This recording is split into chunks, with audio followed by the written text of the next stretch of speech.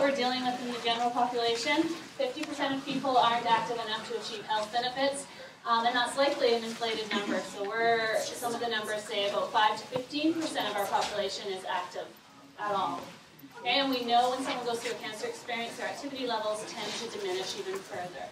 Okay, so we're kind of fighting this battle of avoiding activity wherever we can. Hopefully the messaging you'll get today and the resources and tips will help you build physical activity into your regular lifestyle.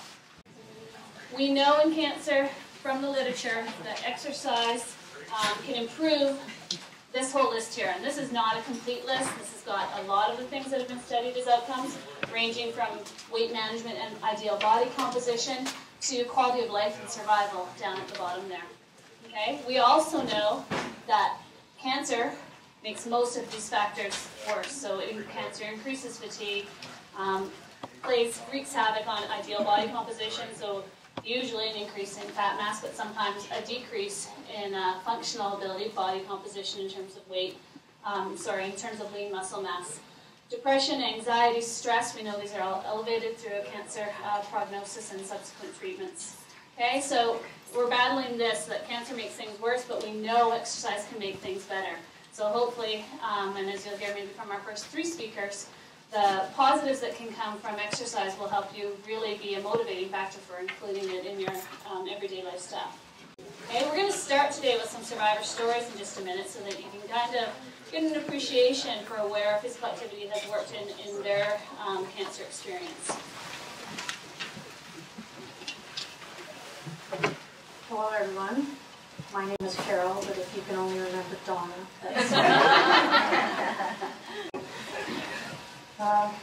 So in April of last year, at the age of 51, I was diagnosed with breast cancer and had no idea how dramatically my life was going to change over the next few months.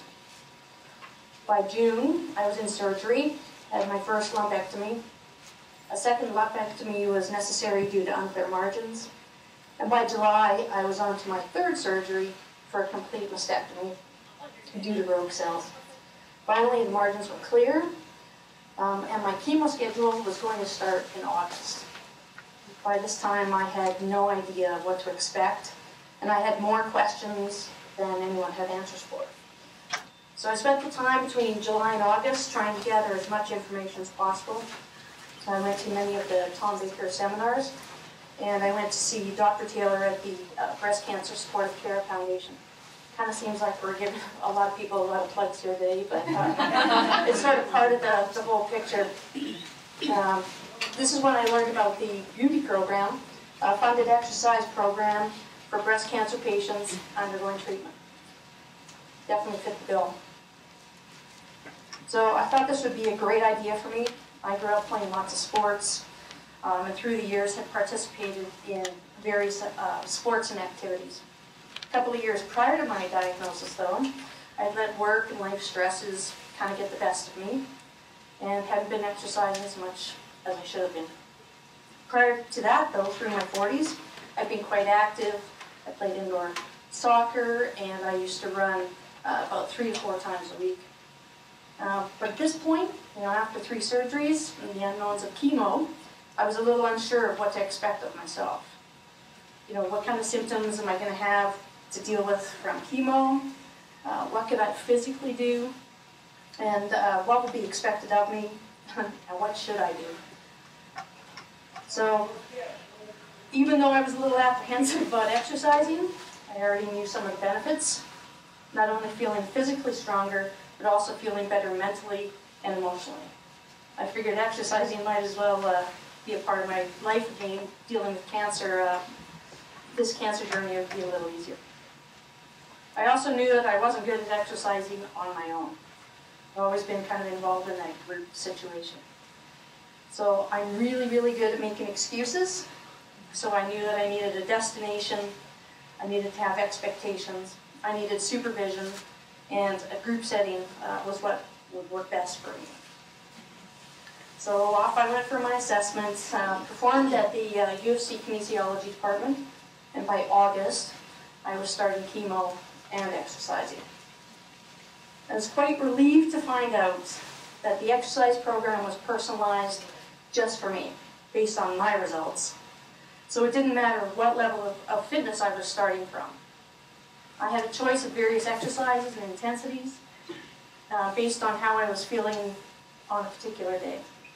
I was kind of in total control of what I was going to do. I entered the beauty program shortly after both Donna's and found that I was able to ask them about their cancer treatments and experiences. Since we were at slightly different stages of treatment, they became great resources to me. I learned all kinds of stuff during our exercise discussions, what symptoms they had, when they happened, which drugs affected them most, everything and anything. Along with that, we had a lot of laughs, and we really did get exercising. Each week I saw how they were recovering from their treatments. I was amazed watching their transformations. They were getting stronger, looking brighter, and growing hair. So in November, I had my final assessment at UOC, and it showed that throughout my treatment, I had at least maintained much of my strength. I definitely wasn't able to make all of the exercise sessions, but I made it through most throughout the 12-week beauty program, which was my own personal goal. There were times during my treatment that I found it very difficult to exercise. I just couldn't seem to work through some of the symptoms. But as soon as I could get back to the gym, I did.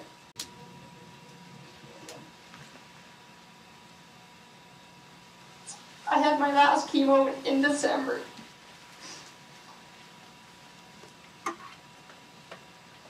And thankfully, I'm able to continue exercising with the beauty group twice a week. After watching the Donna's transformations, I'm really looking forward to my own.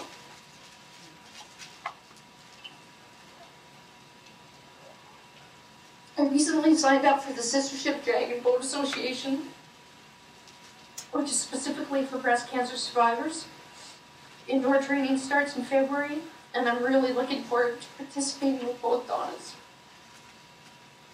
Overall, exercise has given me the feeling that I had a better handle on my cancer experience, and has given me the opportunity to be in charge of my own wellness. Thank you.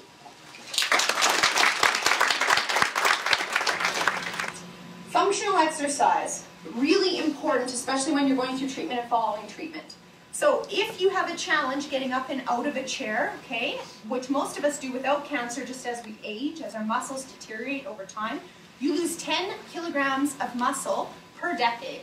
So a kilogram a year, okay? Generally, our body weight increases over time, so what's making up the difference is fat mass, it's not muscle mass. So those of you women who are thinking, I just don't want to get big biceps, you don't need to worry, I promise. It's just helping you lose or prevent that loss in muscle. Okay, functional exercise, getting up and out of a chair, really good. Do it 10 times, take a break, do it 10 times again. There you go, that's a squat. Okay, if you have trouble getting out of bed, do it 10 times. You're working on developing those muscles and increasing that strength. Really important, two things we talk about here is posture and core. Okay, Wellspring folk, I know you hear this all the time. Posture, as we age, we lose our ability, and for many of us who sit at a desk all the time, right, we lose our ability to support those muscles and bones in our spine and in our back. Okay? These two shoulder blades right here are one of the only bones in your body that aren't supported by another bone holding it in place. You have muscle that holds those bones into place into your spine. And you need to keep those muscles strong so you can stand up nice and tall. Did you know that if you protrude your head out like this, your muscles in the back of your neck perceive your head weighing about 32 pounds. But if you have good posture, your head weighs about 11 pounds, okay, according to the forces put on those muscles. So when you go home at the end of the day and you're thinking, oh, my neck is so tight, that's why. Probably has something to do with your posture. So everybody in your chair, the first exercise is scoot your bum away from the edge of the chair. There we go. Yeah, and the girls are going to walk around. If you're not participating, they're going to give you a poke. And just sitting up nice and tall. Perfect. And a really good way to think about it, if you work with Tanya, you'll hear this, is shoulders up, back, and sliding down. I always say those shoulder blades should be sliding into your back pockets when you go for a walk. Okay? There you go. Now if this feels really awkward and totally uncomfortable, that's okay, you'll get used to it because you're gonna walk out to your car doing this, working on your posture. And as you develop those muscles, so a good example of an exercise is just a row where you're pulling and squeezing, it gets easier because those muscles will support you to stand up nice and tall, okay? So that's your first one. Your second one is core. And having a core is your foundation to your body. Our core prevents us from falling when we slip. We can catch ourselves because that's our foundation. And your core is made up not just of your abdominal muscles, but the muscles in your backs and your hips, helping to support the strength in your body. Really important. And watch out, the physiologists are going to walk around. A really good way to practice engaging your core is imagine somebody's going to come give you a punch in the stomach. Okay? You're not sucking in, but you're holding your stomach strong. And we actually do this naturally. When we're going to go lift something heavy, we'll do this because it protects our body. Okay? If we're pushing something heavy, we'll do this because it protects our body. So it's important to get used to using those muscles. Pretend Tanya might come punch you in the stomach. So just imagine what that feels like. Another way to do it is if you put your hands on your belly and cough, you'll engage those muscles when you cough. So it gives you an idea of what it feels like. So the first exercise, and I know we were talking about that the chairs pop up, so watch yourself, is getting up and out of the chair. And you're going to do it 10 times, keeping in mind that you need to have good posture, keeping in mind that you need to have your core engaged. All right? When we do a squat, you keep your feet in line with your knees, and your knees don't go over your toes. So this is hard on your knees because there's a force going through that knee joint. Get your weight back. A really good way to do it is sitting on a chair. So if I sit my bum down and stand up, great way to practice a squat. You can all go home and do this before you go to bed, but let's practice right now to make sure you're really good at it. So just touch your bum to the top of the seat when it pops up. Let's do 10 of them, and we'll walk around and make sure you're doing it well, all the way up and down. For those of you who are really aching in your knees, only go a quarter of the way. Just go like this and then stand back up. Good, everybody. There we go. Excellent. Good. How does it feel? Does it feel good? Do you feel energized? Hopefully. If you don't have a chair, you don't have to do this with the chair. So progression would be like this, where you're doing the exercise without a chair. You didn't know you'd be sweating, hey Keith? No, it's fine. The last exercise we'll practice today is balance. Balance is something people often come and say, I'm just not good at balance. Well, balance is like any exercise. You need to practice it to get better, to work up the strength in those supportive muscles. Engaging your core, really good one to do is just practice on standing on one foot. Okay, you can use the chair to hang on to if you're a little wobbly. And if you practice being posture like this without engaging your stomach, and then standing up tall with your core engaged, you will notice that it's a lot easier. You can hold that. Get a stopwatch, time yourself on each leg, and then start practicing this, and in a month, time yourself again. I bet you'll be able to increase the amount of time you can stand. They get too loud. I'm going to switch gears a little bit, and we're going to talk about our community programs, as well as some of the research we've done with yoga and different cancer and tumor populations. So I'm going to start with Yoga Thrive. As Dr. Culos-Reed mentioned, she's been researching the benefits of this program since 2002, and it has since transitioned into a fully sustainable community program. So this is something you could go out and register for. It's a 12-week program. It's just made that transition based on the latest behavior change research. And so it's 12 weeks, small class sizes, we cap them at 15, and they're led by certified hatha yoga instructors who've actually been trained in a cancer and exercise-specific training program. So they're able to adjust, what's unique about it is they're able to adjust poses and the program to each individual based on their health history, cancer diagnosis, and then treatment experiences. So it is a little bit different than a regular community program in that individualized regard. And some of the research actually has recently been published in the International Journal for Yoga Therapy, and it actually examined the potential benefits back when it was a 7-week program, not the new 12-week program. And the results found experienced significant pre-post and follow-up improvements in actually levels of physical activity. So as Mike was saying, we don't see huge improvements, but we are seeing that there was improvements in levels of physical activity when they incorporated yoga into their lifestyle. And then we always see improvements in psychosocial measures, such as quality of life, stress and mood. Ours, in our very preliminary findings, and we've since looked at this quite a bit further in the last few weeks, we do see that there's an actual change throughout a session that people are reporting improved valence, so it's becoming a more positive experience. Their arousal is shifting up, so they're becoming more energized. Focus of attention, they become more focused. And then we see improvements in this whole notion of heart rate variability, which is really, really important in terms of as a correlate with these affect regulation, and then just as a physical indexee of overall health. We're seeing improvement in parasympathetic regulation of the nervous system. It usually prognostically means you're doing well in a number of other health-related areas as well. And the nice thing is that these physiological measures are really strongly correlated with how people are reporting their mood, their affect. You need to be able to understand what are the barriers and what strategies you have to overcome your barriers, okay? Barriers can be real, so they can be things like cost, they can be things like it takes a long time to get to a certain facility to work out. But often our barriers are really excuses. They are, I'm too tired, oh, I just don't feel like it, oh, I can't fit it in. Okay, the time is our number one barrier for everybody. You need to come up with strategies, and we're going to talk about the calendar as one strategy to overcome that barrier of how do I fit this in. The other big one, and this is a big one in all our research, is support. Okay, it can be a workout buddy. It can be a supportive spouse or partner at home saying, okay, I'll look after this thing, you go and get your 30 minutes in, whether they'll do the dishes and you work out, or they'll take the kids and you get a workout in. Okay, it could be a dog. Okay, as Dr. Skarsgård alluded to, having a dog is a support element for getting your exercise.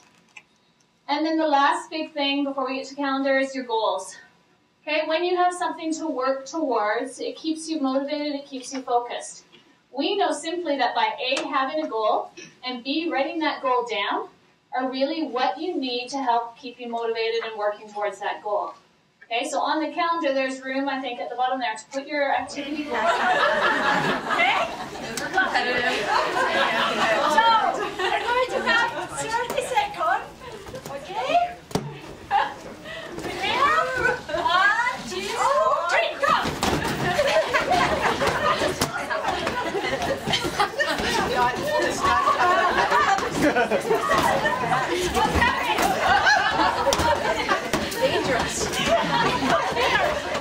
Hi, Michael Lang, CancerBridges coordinator. I'm here with Dr. Culos-Reed after the Physical Activity and Cancer Day. And I just wanted to, for all the people who weren't able to come today, what would be the one take-home message that you would like survivors to come away from today with?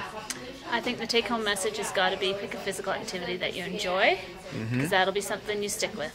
Yeah. And it really is the use it or lose it, right? If you're not engaging in regular physical activity, you're not going to get any of the physical or psychosocial benefits that we know are so important for cancer survivors.